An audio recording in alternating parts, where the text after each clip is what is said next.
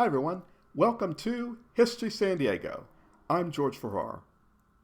On one of my visits to Old Town San Diego State Historic Park, I discovered this plaque, and it reads, "On this spot, the United States flag was first raised in Southern California by Lieutenant Stephen C. Rowan, United States Navy, commanding sailors and Marines, July 29th, 1846. I consider the year 1846 to rival the years 1542, 1769, and 1835 as an important year in the development towards modern San Diego. It was the year that the Americans came and San Diego moved even closer to gaining hold of its own destiny. It started with the arrival of the USS Kearny into San Diego Bay. The United States Navy would enable the somewhat fast takeover of Alta California. The takeover of this Mexican land came about because of the Mexican-American War, which started in May of that year. Since the focus of this show is about how the war impacted San Diego directly, I encourage you to please watch our previous show in the series, which explores the entire decade of the 1840s and includes details about the origins and fighting of the war throughout what is now the western United States and Mexico. In July 1846, U.S. Marines overtook the long-abandoned Fort Guerreros and used the remaining guns to hold San Diego. It is said that Prudenciana Moreno Lopez, also known as Shanita, is thought to be the first person to notice U.S. soldiers marching up to Old Town with a U.S. flag in 1846. She ran to the plaza, warning everyone she could see that 1 million gringos were coming. She remembered standing with the Machado children on the roof of the Machado de Silva's house at Old Town's plaza and watching the U.S. forces marching into the square. In the last days of the Spanish Empire, a fort overlooking San Diego had been constructed and had been abandoned during the Mexican Pueblo years. It was quickly assumed by the Americans and promptly named Fort DuPont, only to be renamed later as Fort Stockton in honor of Commodore Robert Stockton, who commanded the Pacific Fleet and eventually was the military governor of California. The troops would also occupy what was remaining of Mission San Diego. Earlier in the 1840s, Jose Antonio Eusebio was asked to secure and haul away abandoned armaments from the crumbling Presidio. Interestingly, his adobe home still stands, not far from the plaque, across from the plaza. He would remain neutral during the hostilities, as the Americans arrived and the Mexican government, represented by the early Californio settlers, made its last stands to hold the area.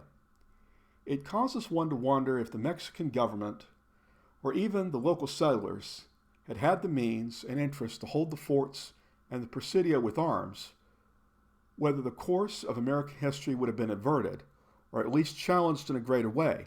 But as I mentioned in our History San Diego show about El Pueblo de San Diego, the numbers and population at the time most likely precluded any sort of effective immediate armed response.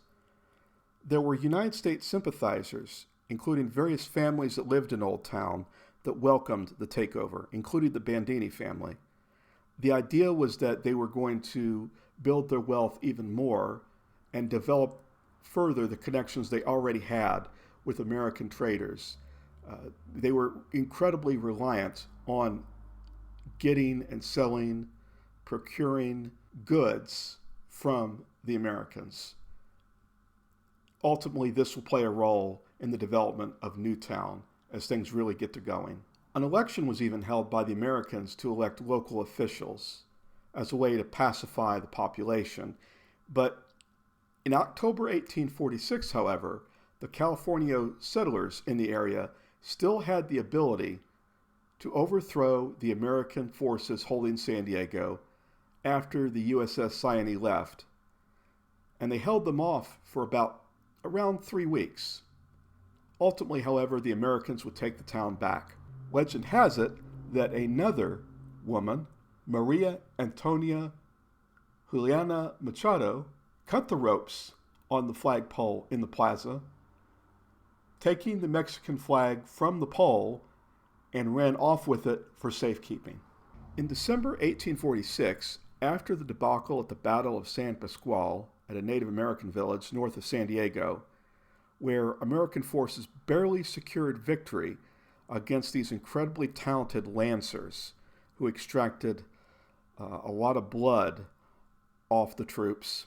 And thanks to the fact that they were able to hold San Diego at this point and head right down to San Diego to muster, to go forward, to take even more land, the fate of Southern California was ultimately secured. United States forces would hold the town from then on. However, it was an uneasy peace in 1847. By January 1847, the Treaty of Cahuenga was signed between military leaders representing the California settlers who were backing the Mexican government. They were led by Andres Pico, and the United States military that imposed a ceasefire that ended immediate hostilities in the Alta California region. It was an informal agreement that did not have the endorsement of the governments of Mexico or the U.S., or even some high commanders in the area, including Stephen Kearny. In that same month, the Mormon Battalion would arrive in San Diego and encamp at Fort Stockton. The Mormons, a religious sect which was growing at this time, made a deal with U.S. President James Polk to enlist men in an army battalion known as the Mormon Battalion under the flag of the United States to travel west. On January 27, 1847, they arrived in San Diego, in what we know as Old Town, after a long and grueling march of over 1,000 miles from Fort Leavenworth. Here we see a sketch of and comments about San Diego in 1847 by Levi Hancock, a member of the Mormon Battalion. The entire area would still be beset by attacks from the Native Americans, still fighting to take back their homeland. The Puma Massacre, north of San Diego, which resulted in the killing of Native Americans by California settlers over the issue of horses after the Battle of San Pasqual, didn't help matters. In 1847, Juan Bandini, a prominent citizen and early supporter of the Americans, wrote his son-in-law that "We San Diegans are in a much worse state than before. There is no government, no order, no security, and in place of these precious guarantees, we have instead a public demoralization that can hardly be endured." Hard times were nothing new to San Diego.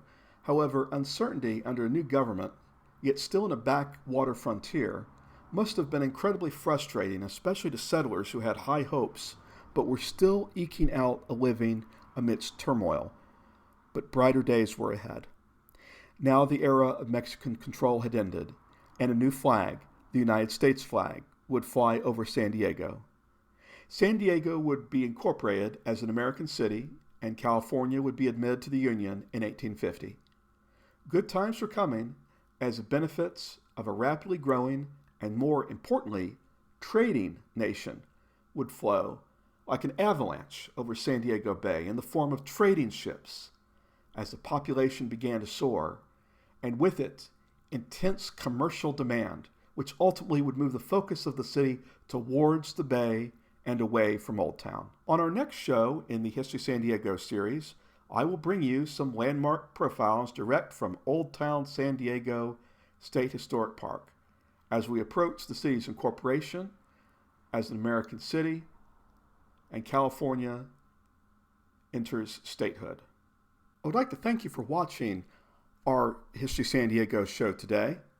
I also want to encourage you that if you really like what you see and you haven't already done so, that you please subscribe to our channel and let me know what you think in the comments section below.